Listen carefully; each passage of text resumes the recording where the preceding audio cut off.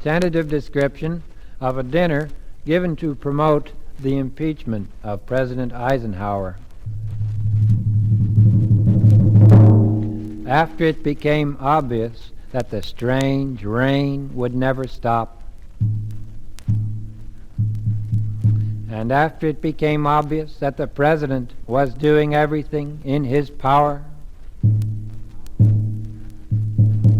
and after it became obvious that the President's General Staff was still in contact with the President deep in the heart of Georgia,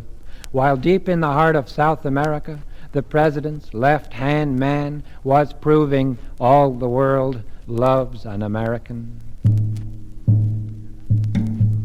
And after it became obvious that the strange rain would never stop, and that old soldiers never drown, and that roses in the rain had forgotten the word for bloom, and that perverted pollen blown on sunless seas was eaten by irradiated fish who spawned up cloud-leaf streams and fell onto our dinner plates. And after it became obvious that the President was doing everything in his power to make the world safe for nationalism, his brilliant military mind never having realized that nationalism itself was the idiotic superstition which would blow up the world. And after it became obvious that the President nevertheless still carried, no matter where he went in the strange rain, the little telegraph key which, like a can opener, could be used instantly to open but not to close the hot box of final war, if not to waylay any stray asinine action by any stray asinine second lieutenant pressing any strange button anywhere far away over an Arctic Ocean, thus illuminating the world once and for all. God bless America. And after it became obvious that the law of gravity was still in effect, and that what blows up must come down on everyone, including white citizens. And after it became obvious that the voice of America was still the deaf ear of America, and that the President was unable to hear the underprivileged natives of the world shouting, "No contamination without representation," in the strange rain from which there was no escape except peace.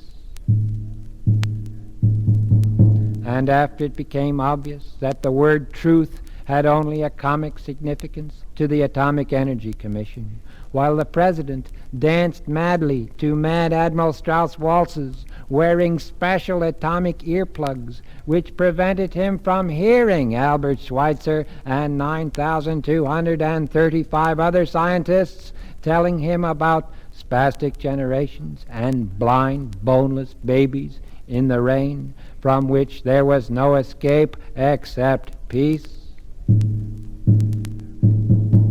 And after it became obvious that the President was doing everything in his power to get through the next 4 years without eating any of the crates of irradiated vegetables well-wishers had sent him from all over,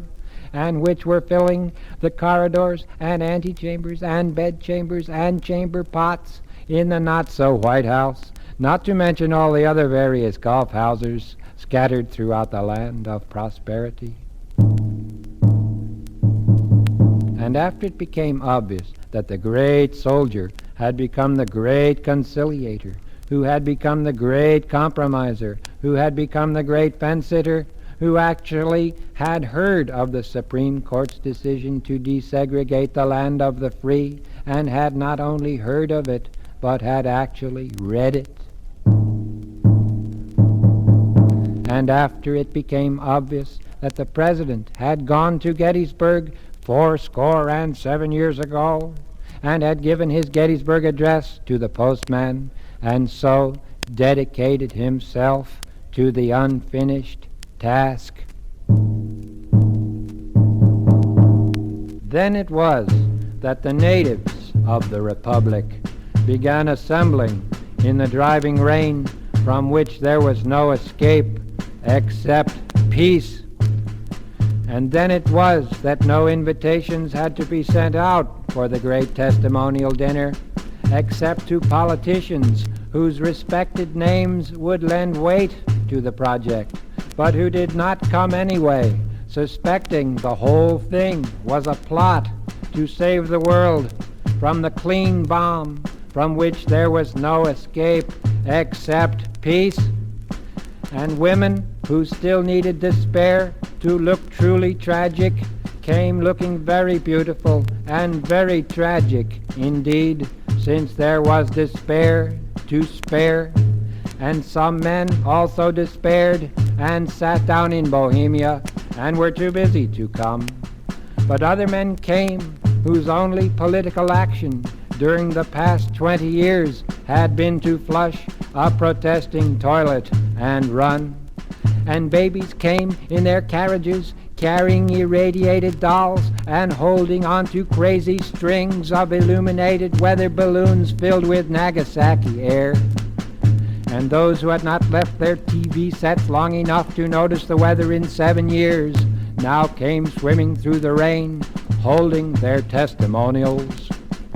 And those came who had never marched in sports car protest parades, and those came who had never been arrested for sailing a protesting golden rule in unpacific oceans.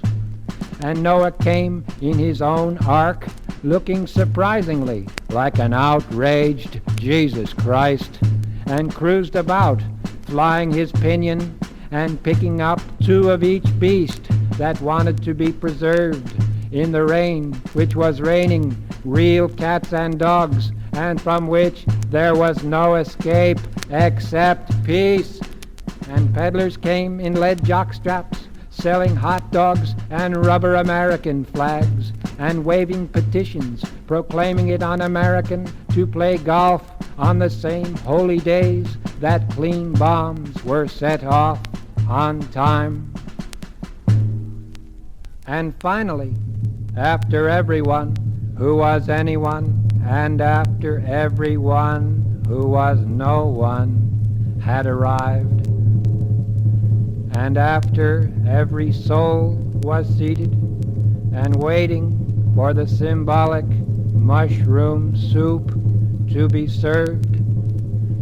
the president himself